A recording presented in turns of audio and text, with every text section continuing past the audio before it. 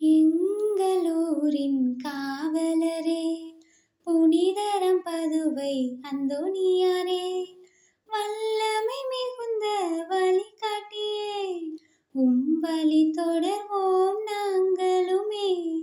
அழைத்தலுக்குள் அழைத்தலை கண்டீரே, இறை சித்தம் இதுவென உணர்ந்தீரே.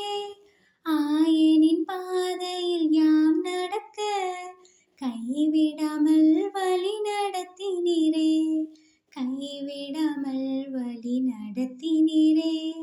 அயராத நற்செய்தி போதிப்பினாலே அழியாத நாவையும் பெற்றீரே.